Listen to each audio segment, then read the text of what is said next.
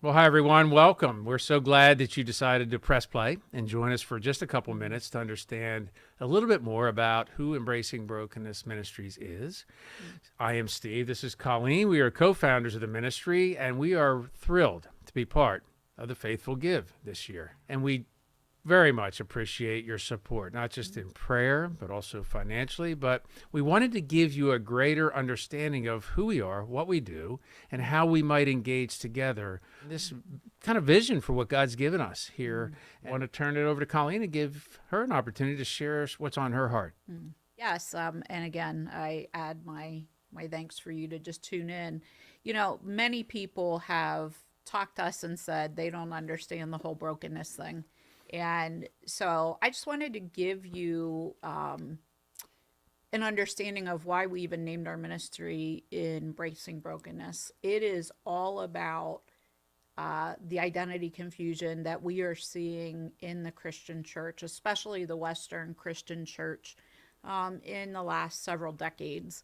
And it connects to, we always, in our ministry, we love Genesis 1 through 3. We think that those three passages are so significant to understand the whole overarching story of what has happened. So you see in Genesis 1 and 2 that man was created in the image of God. And what a beautiful thing. Every single person we see, whether they've accepted Jesus or not, is actually made in the image of God.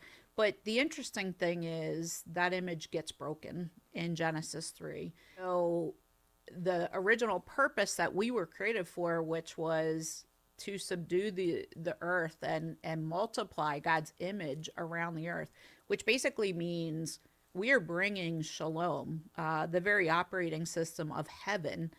Most of the time we talk about that as peace in our understanding, but peace is just such a narrow understanding of what shalom really is. And so shalom is nothing missing, nothing broken. It is the perfection of love and unity and things being free of defect that is the model of what the kingdom of God really looks like. And so we're supposed to bring that, which means it should be a part of the temple that is now inside of us once we accept Jesus.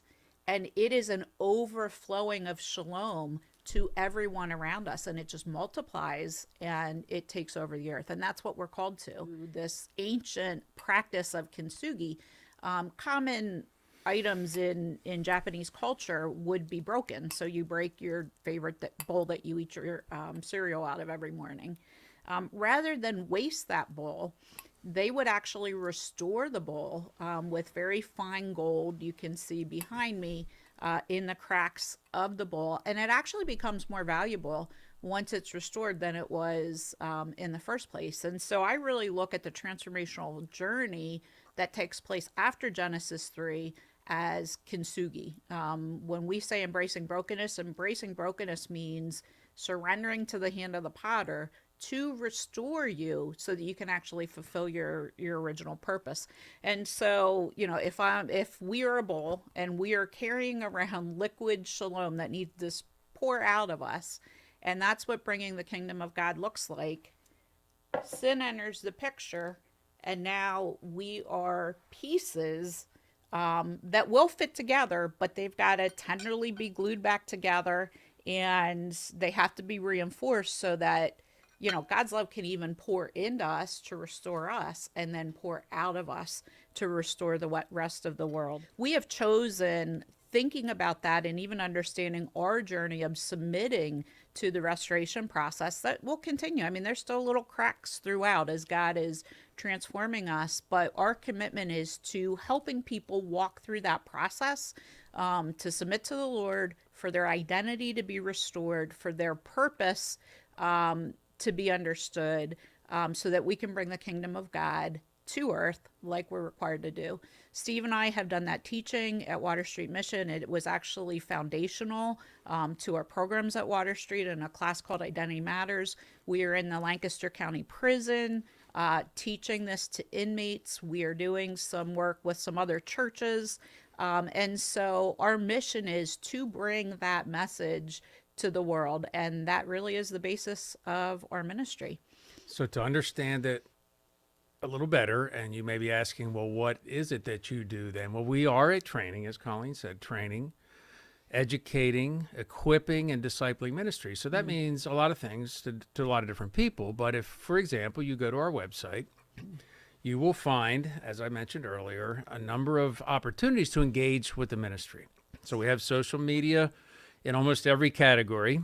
We have a YouTube channel, and we do podcasting on a very regular basis, almost every 2 weeks. Either we are together or others are with me and being interviewed in the process, relating to the types of things that you would want to understand when it comes to engaging in this process of restoration and what next steps God might have for your life. So here's what I would invite you to do. Contact us if you're interested to understanding more, because we can come out, we speak, we teach, we write. We have a new book that'll be coming out sometime in the near future. It really encompasses the entire message of embracing brokenness, that we're calling that. And we also have, you can see behind me, this is a slide of an app that we have available that you can download. It's on the Subsplash platform. Many of you are familiar with Subsplash.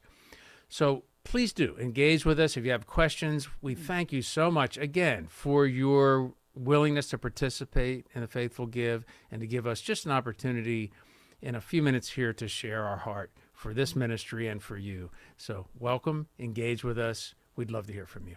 Blessings. Shalom.